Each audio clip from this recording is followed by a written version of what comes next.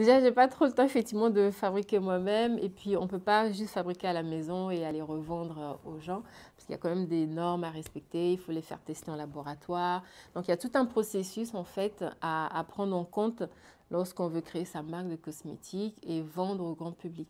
Parce qu'il faut jamais oublier que bah, tout produit, aussi naturel que soit, peut avoir un effet sur la peau ou les cheveux de quelqu'un. Donc si la cliente vient nous voir en nous disant bah tiens j'ai utilisé ce produit-là et j'ai des boutons, il faut qu'on sache, quand c'est léger, ça va, on règle ça entre nous. Mais si ça fait que la personne se retrouve chez le médecin ou à l'hôpital et qu'il y a un problème, bah, il faut qu'on sache répondre. Donc il faut faire attention et avoir vraiment les bons produits qu'il faut et passer par un laboratoire. Donc moi, je passe par un laboratoire. Donc, je dis souvent que ma double, voire triple culture se retrouve aussi dans ce que je fais.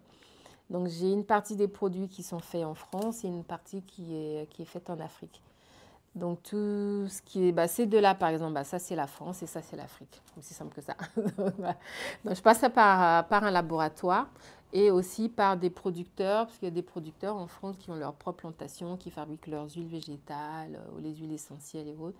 Donc le laboratoire pour la vraiment partie cosmétique pure ou des fabricants producteurs d'huiles végétales ou hydrolat avec qui je travaille. Et en Afrique, bah, maintenant j'ai une équipe en Afrique en fait, avec laquelle je travaille sur tout ce qui va être bah, huile végétale également, la fabrication de savon noir. Donc je passe par une dame qui fait ça, c'est son boulot. Elle produit de l'huile de palme. Donc c'est vrai que l'huile de palme, on dit non, c'est pas bon et autres. Mais moi, de là où je viens, l'huile de palme, c'est quelque chose de merveilleux. Mais il faut juste savoir le cultiver, ne pas abîmer l'environnement en faisant trop de culture. Donc c'est ça qui fait que l'huile de palme devient quelque chose de trop controversé parce que c'est cultivé à échelle industrielle et après bah, ça abîme la nature. Donc là moi je travaille avec des petits producteurs qui fabriquent eux-mêmes tout est fait artisanalement. Donc le savon à base d'huile de palme et huile de palmiste. La personne, en fait, c'est un processus de fabrication qui tend vers le zéro déchet. C'est-à-dire que dans la plante qu'on va prendre, rien ne va se perdre. Et moi, c'est quelque chose... Enfin, je suis arrivée là aussi, c'est un peu ce que j'ai appris avec ma grand-mère. Elle était agricultrice.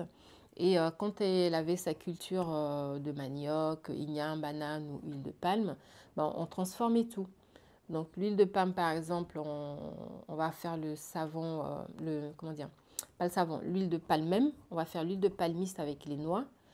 Les déchets, ça sert à attiser le feu. Et donc le savon, il est fabriqué en fait avec le reste d'huile rouge qu'on va préparer. Donc on enlève la partie alimentaire et tout le reste qu'on estime c'est pas assez propre ou qui commence un peu à vieillir et qu'on va moins mettre en consommation. Au départ, c'est ça qu'on prenait pour fabriquer du savon, pour ne rien perdre. Donc moi, je passe par un petit producteur qui me fabrique les savons à la demande avec les huiles que je veux, palme, palmiste, karité, voilà. Et donc l'équipe que je suis en train de monter maintenant en Afrique, bah, ça va tourner autour cette plante-là qu'on appelle le louffa. Donc c'est une courge végétale, donc c'est le nom scientifique qui s'appelle Louffa cylindrica. Nous, au Togo, on l'appelle akusa. Et j'ai appris qu'au Cameroun, ça s'appelle koussa. Et il y a le nom aussi d'autres pays d'Afrique. Et donc, c'est une courge qu'on va cultiver en tant que légume à la base. Donc, ça se mangeait en tant que légume. Et j'ai rencontré des vieilles personnes qui m'ont dit non, mais ça, c'est ce qu'on mettait dans la sauce quand on faisait la sauce, quand ça commençait à pousser. C'est une plante sauvage. Hein. Ça commence à pousser quand la saison de pluie commence. Ils vont cueillir un peu pour la consommation alimentaire. Et on va laisser la plante mûrir. Et quand ça devient mûr, les fibres deviennent rigides.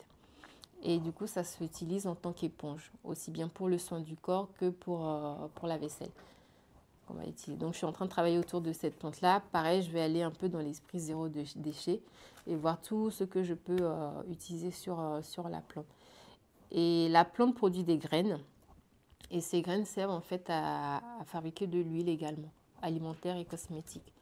Et normalement, d'ici le mois de mars-avril, bah, je vais avoir l'huile qui va être commercialisée. On est en train de faire les pléthores des tests en laboratoire, puisque c'est une huile qui est rare, donc on n'a pas trop de recul dessus, donc il faut tout tester.